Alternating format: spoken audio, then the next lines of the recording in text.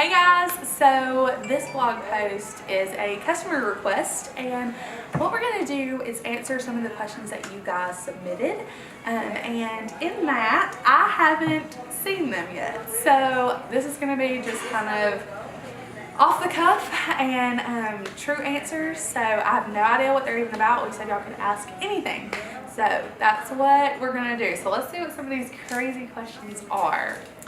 Okay.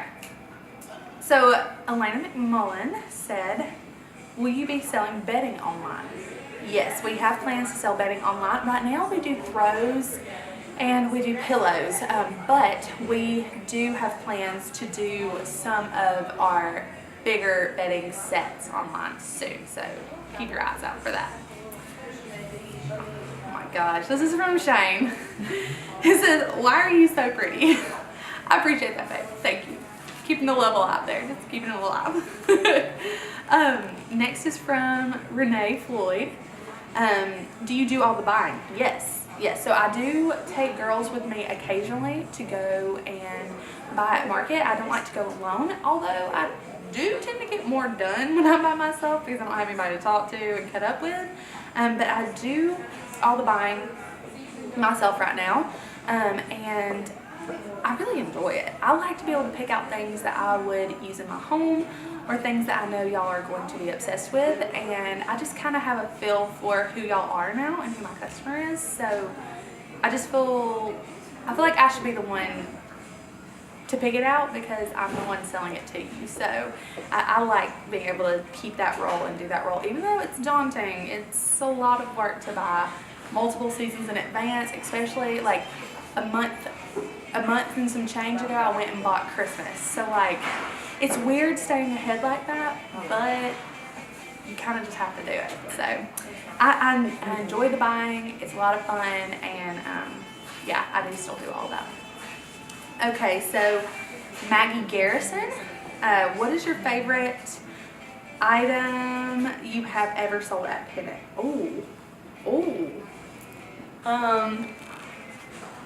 My favorite item? Oh Lord, that's hard.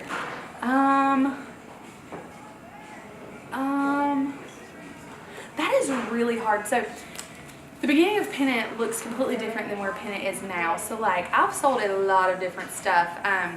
In the original store, we handmade everything. So honestly, I think some of my favorite pieces were the things in the very beginning that I made with my hands that were really hard to get to completion, but that I put like blood, sweat, and tears into, and then seeing those go, especially in the very beginning, like every sale was like precious to me and was personal. I think those early items were some of my favorites. I mean, that was back in the time when pallet wood was popular, and so a lot of the stuff I made was out of free pallet wood and like stained by hand, and just like I really worked for it. So those are some of my favorite sales and some of the favorite items that I've ever sold. Not that I want to go back to those days of making every single item because it takes a toll on your body, but those are some of my favorite items I think that I've ever sold at Pennant.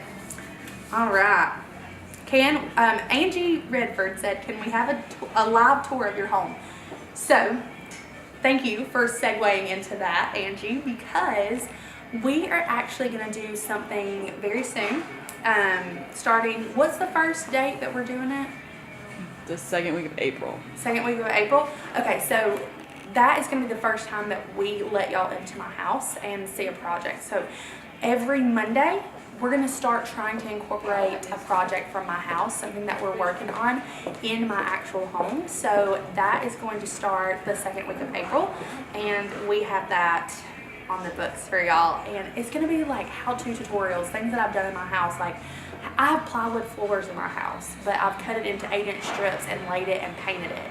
And it looks like old vintage hardwoods, like from years ago with those wide planks. So is that kind of stuff, concrete countertops, like DIY concrete countertops, shiplap on the cheap. Sorry, let me swallow my gum real quick. Shiplap on the cheap, that kind of stuff that we're gonna be showing y'all. So I'm planning to do a project a week for you guys in my home, and it is a true fixer-upper. We have so many projects to do. We have 2 gutted bathrooms right now, and it's gonna be a journey. So I'm excited to take y'all along on it, and it's gonna start the 2nd week of April. So make sure y'all are checking the blog where you are right now, and you're tapping into all of that information, because it's gonna be for free and stuff that you're not gonna wanna miss. All right, Morgan Chumley says, how did you get the courage to open Pinnacle? Did you take out a loan? Were you afraid you would not succeed? All right, Morgan. So how did I get the courage to open Pinnacle? Literally, there was an empty building in town when we were driving through, and we just jumped. I think I'm missing that sensor inside of my brain that says, like, hey, you should be scared right now. Like, this is like fight or flight. Mine is just like, dig down, I guess. It's like, I don't know, just like stay constant. I don't know what it is in me, but I don't get afraid of challenges most of the time. I really kind of embrace the challenge, and I've never once not believed that I wasn't going to succeed. That's not an option for me. Like, it never was in the beginning, and it still isn't today. I pivot, and I'll try something different, but I never count something as a loss. Like, I don't think that any opportunity that I have to learn is a loss. So I would say it didn't take a ton of courage, because I think that's just something that is like within me. It's something that I'm just missing that fear sensor where I'm supposed to be afraid of things. So courage, we just jumped. Take out a loan? No, I didn't. It's all cash based. So in the beginning, like I told you, it was all pallet stuff pretty much, and handmade items. So we didn't have a ton of capital going in, and we didn't raise any money or take a loan or anything. We just handmade every single item and went from there. It was difficult, but worth it. And especially now, looking back, it put my business in so much of a better place now, because I didn't take on that debt or have anyone else involved in my business. It's solely mine. I own all the product here, and that's a really awesome feeling. I don't have any credit card companies that I am, nervous to not be able to pay. I own it all, so that is peace of mind. So that kind of answers that question. Was I afraid to succeed? No, failure really isn't an option in my head. It's not really a choice that I have to make. I always think that I'm going to be successful, and I always know that I'm going to make it successful regardless of, what it might look like right now. So that's just always how I play it in my head. So I think that might be something that more people need to do, is just take the failure option out of the equation. Stop relying on that as like a crutch, that, oh, well, a lot of people fail, it'll be okay. Well, no, just say you're going to succeed. Just believe that you are going to succeed, and you will. Your success might look different than someone else's, but that doesn't mean that it's not a success. So that's kind of my answer to your questions, Morgan. I hope that answered it for you. All right, Biggie Hand. What got you interested in Pinnacle, and how did you get started? So what got me interested, my husband deployed, and Shane, y'all know him. My husband, well, Shane, deployed to Afghanistan back in 2012. And while he was deployed, I moved home. We lived in Seattle for 3 years, and I moved home when he got deployed. And during that time, I needed a hobby. And my mama and daddy were so accommodating. I moved back in with them. We were young when we got married. We were 19 when we got married, so we were still babies at this point when he deployed. So he was in Afghanistan, and I needed a hobby. So mom and daddy, every room that I would go into, I just decided I was going to redo their house. I laid all their flooring, did all their crown molding, painted their walls, built their furniture, tile work, painted cabinets, you name it. Like, I took on one project every single week, like a new big project, and just taught myself how to do it. And then, like, in the form of support, they would just buy me any tool that I needed to complete the job. So like a lot of women, Mama hadn't updated her house in years. So really since we were born, she just it wasn't a priority. And so then when we left the house, she was like, time for a change. And when I came back, that's when we started making those changes because I needed something to stay busy. So that's how I got started and interested in Pennant Co. And then when Shane came back from deployment, we moved back to Bowden and we were driving through town and there was that empty building and I already had all the tools that they bought me to do their house, and so it was just an easy segue into owning a business. That's kind of just how it started. It was wild. And how did you get started? Like I said on the last question, no capital to start it. Our rent was $300 a month in a little storefront in Bowden. That's another thing. If you have a business that you want to start, Bowden is a great place to test it out because rent is low. You can get in at a base price that is like unheard of anywhere else. And you can really just test the market and work on your marketing and your advertising in a space where you can really have the flexibility to grow. So that's my little plug for the city of Bowden. If you are planning on starting a business, this is a cool place to start. We need more options down here for retail and we invite you to come on down. So that's how it all got started, and then the name Pennant actually came from my little cousin. She named the store, so that's how that came to be. I actually didn't want to name it Pennant to begin with. I didn't want it to be called Pennant at all. I fought it pretty hard. I wanted to call it Sisters because my grandfather used to always call all the girls in our family sister. He'd say, sister, go get that, or sister, what are you doing? And so I wanted to call it Sisters, and it was going to be kind of like targeted towards women and like women empowerment and showing like women how to use like power tools and do their own crafts and all kinds of stuff.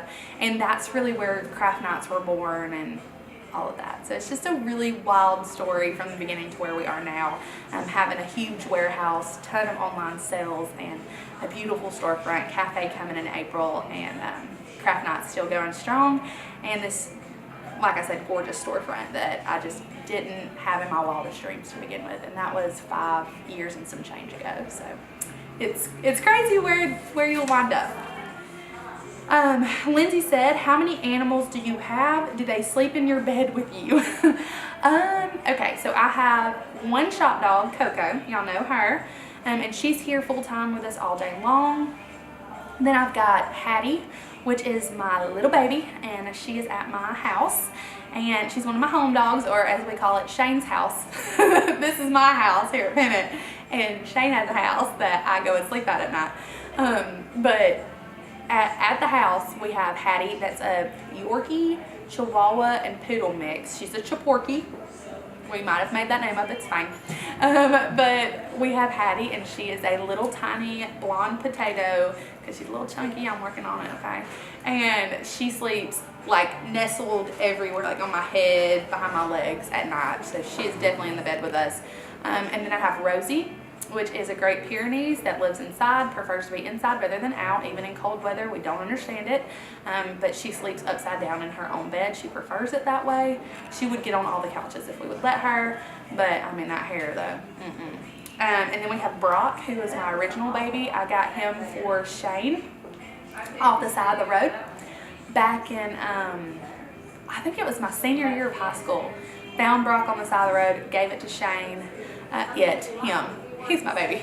Gave him to Shane, and he quickly became like our child. He moved across country with us twice, and flew on an airplane, and he's been in the Puget Sound, and he's just our boy. He's the only boy actually out of all the dogs. And then we have Charlotte, who is a rescue, and she's a German short-haired pointer, and she a mess now. She is hyper. She is so hyper. If you know anything about German short-haired pointers, they wild. And all of them sleep in their own beds. And then I have 2 goats. I have the baby, who we just got, Kenny, and then I have Kevin, his older brother. So lots of animals. And then my mom's got the pig, Pearl, and my sister has 3 dogs and 60 chickens. So we're all just crazy in this family. We got all the animals. Oh, Mom also has a chinchilla and 3 cats. So 2 dogs too. it's a whole thing. It's a problem. We have a problem with animals, but my sister's a veterinarian, so maybe that's where it all happens. So there's your answer, Lindsay. All right, Haley S. What is a cute way to stage a round dinner table? Moving soon and need some staging tips. So I'm really into a minimal look right now. So one option I would give you would be some glass vases with some clippings from your yard of some stems, maybe some forsythia stems, just in some water down in a few jugs. You can do like vintage found jugs, or we have some great options online at Pinnacle. Little plug there. Hey girl, hi. But you could also go a little bit more whimsical for spring and incorporate those colored eggs and the little bunnies and do a dough bowl with some height in your dough bowl. Maybe put a lantern in there and fill it with Easter eggs, or a hurricane glass filled with Easter eggs. Another option would be some candlesticks. So if you had pillar candles, different height, you could do some books and some pillar candles and maybe some fresh greenery around the base of it. So many options, so many options. What I suggest you do is take a picture of your table and post it on Pennant Decor Deals. The community has been really amazing with giving ideas, and I've been looking at some of it too, and I'm going to start making it a priority to jump on there and help y'all out with some of your styling tips and things. So post a picture of it and ask for some suggestions on there, and our community is amazing and super creative, and you'll have so many different ideas. So that's my suggestion, Haley. All right, moving on to Shelby. What accomplishments are you the most proud of since starting Pennant Co? Probably, so I have a few. Joy Prom is a huge accomplishment, and even today I was at a transition fair just promoting Joy Prom, and like literally got teary-eyed because it is just so close to my heart, and that's something that I'm so blessed to be able to give back and do. So that's definitely one of my biggest accomplishments. Another one is just, you know, doing it myself. Like that is something that every day I kind of have to shake myself and remind myself, like, hey, you're doing it. Like, you're doing it. You're doing what you want. Like, this is on your terms, and, you know, you're a strong woman. Like, that is something I'm really proud of.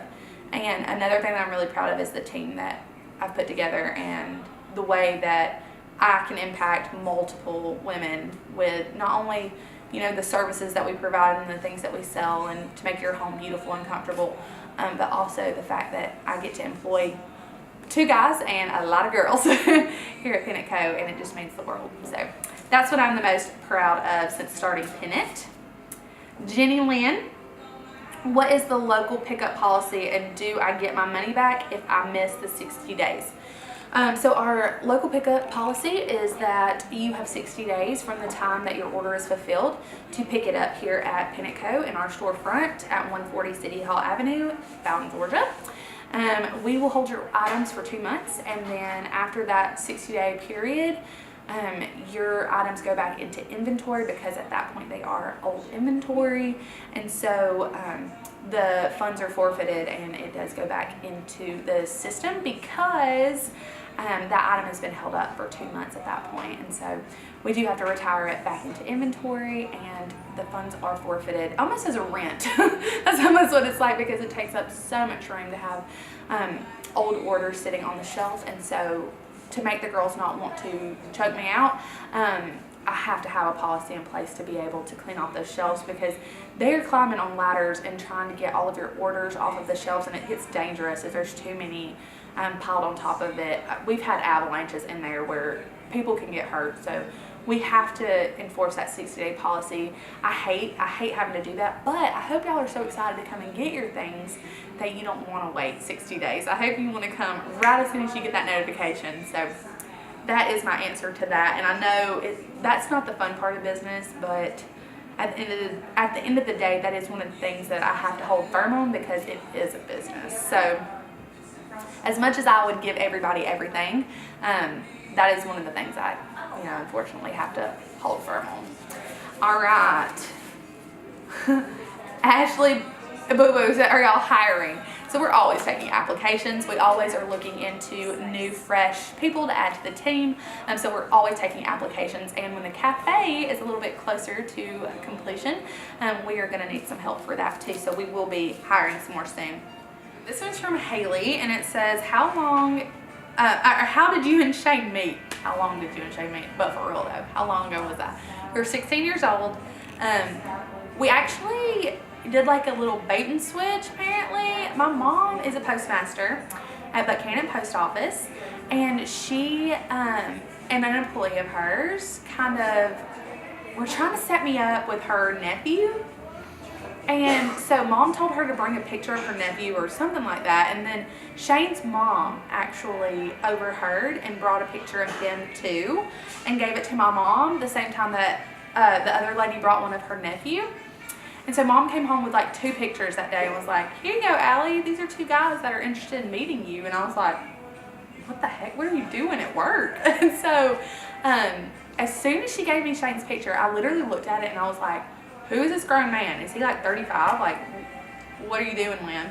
And she was like, no, he's your age. Literally, the boy is like 11 days older than me. So like, we're right there beside each other in age, but he looked like he was a grown man. And just as soon as I got that remark out of my mouth, he texted me. So apparently my mom was giving out my phone number too. I'm gonna talk about Matchmaker Mama. And he texted me, and the rest is kind of history. We met for the first time. I was a majorette in high school. And the first time we actually like saw each other, we texted for a while, and that was back when T9 Word was a thing, probably, when you had to like each letter that you wanted, you had to press it as many times as the letter. Anyways, whole thing, you youngsters won't know anything about it. So we met at the Carroll County exhibition. I was a majorette, and so he came to watch. And I was like, I'm the majorette in the red uniform, because I wore red, Jessica wore black, and Taylor wore white, and who wore silver? It was red, silver, black, and white, and I was the one in the red. And so he came, and I acted like I didn't see him, and he saw me like perform, but I spotted him on the field. Like when I was down on the field and he was up in the stands, I spotted him and immediately saw him. And then we passed each other when we got done, and I acted like I didn't see him, and he acted like he didn't see me. And we did this for a minute until finally I like went up to the concession stand and I was like, hey, it's you. And he was like, yeah, it's you. I thought I saw you earlier. And I was like, which really we were both ignoring each other. And then our first date was right after that. He picked me up from the exhibition, and we went and ate Chick-fil-A together, and they still have the booth that we sat in. So that's just our little backstory. And then from there, joined the Army, started Pennant, did the whole thing. So that is how we met. And then I'll do one more, and this is from Miss McCoy. How long has Pennant Co. been open? We are working on our 6th year right now. Our anniversary is always Bound by Candlelight, which is in November, and this year will be 6 years in November. It's wild. Thank y'all so much for all the support, and I couldn't do any of it without you. Y'all are the best. And this Q&A was really fun, so I hope y'all learned something, and I had a really great time doing it. Bye guys.